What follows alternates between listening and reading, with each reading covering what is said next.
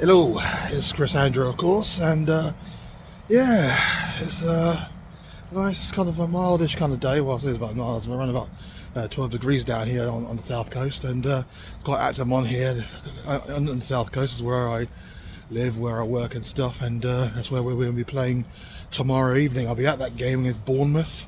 Looking forward to it. But yeah, it's now it's just kind of an interesting period now where we've have another couple of injuries and whatnot.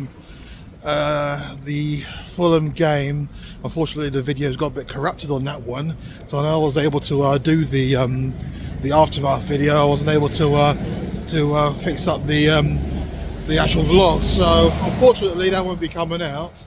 And yeah, it's unfortunate because I do think there were some good points in that game, but although it was kind of a whole kind of period where we were just kind of like luster throughout, and but to those who understand know why that's the case. I mean it's kind of summed up when Archie Gray came on as a second half substitute, and then within 5 minutes he's subbed off again because of an injury. It just kind of shows where we are.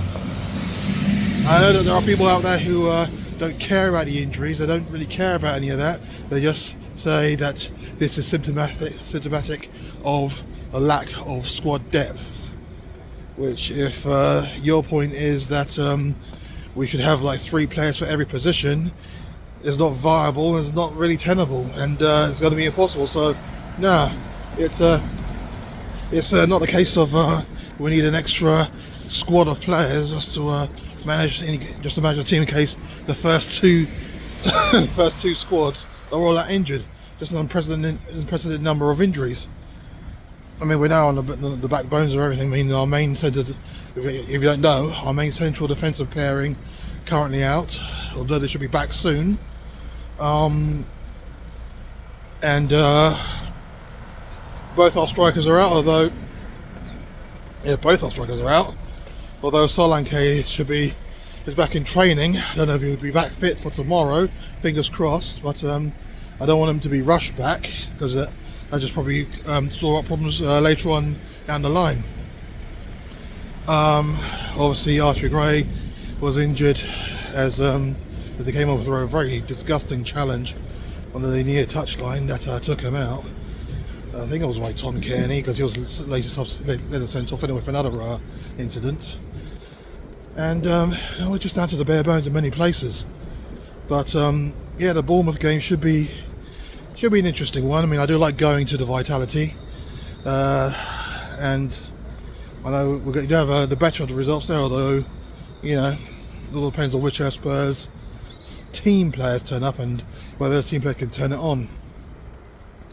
But it looks like it might be a case of the central defensive pairing of D'Argosine and Davies continuing, and they haven't really done that badly, have they, since coming into the team?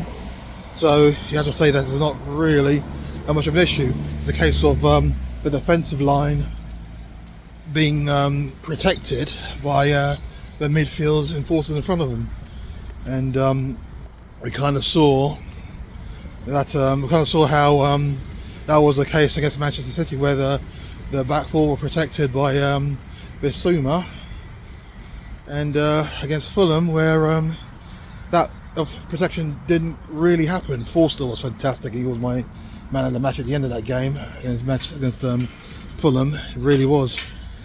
He made some top quality saves. So I know that not much noise was made of the fact that Forster did so well, because certain people are just waiting for him to make a ricket and just to say, ha, you see, there, you see.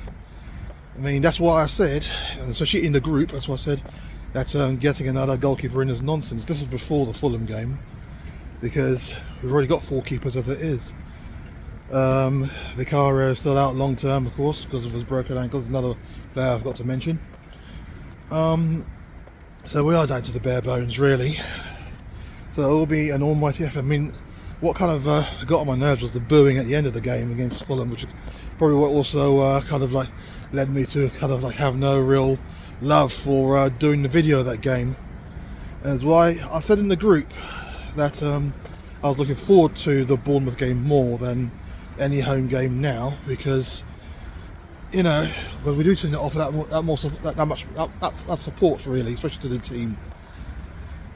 I don't know, maybe that's just how I view it. Maybe that's not the case in real life. Who knows? But it is just it was just kind of heartbreaking just hearing the boos at the end, because Fulham maybe should have won. They should, probably they should have won. They should have done it. But it's almost as if what's happening to the team does not matter. And I know people are trying to blame Postecoglou, and then eventually it all goes back to Levy. Everyone wants to try and blame the day-to-day and the injuries on Levy. Levy's fault that the squad is like this. Maybe it's just a peculiarity to our group, who knows? But it's just, after all that, I'm just kind of like looking forward to when we can actually just, when the football just flows naturally, and we're able to just do what we do on the pitch and get the 3 points. But it will be a little while off. Until the injuries come back. Until we have a real settled first team, and by that the first team squad. Until we can have that, then we can't really say that this game we should win, this game we shouldn't. But we have shown enough in this season to show that we can turn it on when it needs to be. So I'm just kind of hoping that the players. Well, I know that the support tomorrow night will be very, very, very, very vociferous in terms of for Spurs, as opposed to sitting back and waiting to be entertained as what happened at the Tottenham Hotspur Stadium. So maybe that will help the team, because I think they do need the G up as well. But it's just kind of a case of when these injuries kind of cool off, then we will see the best of Spurs again. But it is what it is. But looking forward to that game. I will try and do my team predictions tonight as soon as I get the time to do it, and then we'll just see who I think will be playing, just based on the rest of the team news. But the last trials and tribulations of the Spurs fan, or trials and tribulations of this Spurs fan, I should say, because I do know that my outlook is far different to a lot of other Spurs fans. So it is what it is. But rolling tomorrow, the Vitality Stadium. Cannot wait for that one. Just see what happens. Come on, you Spurs. You all take care. Let me know what you think. Like, subscribe, and and all that jazz. And I shall see you all in the next one.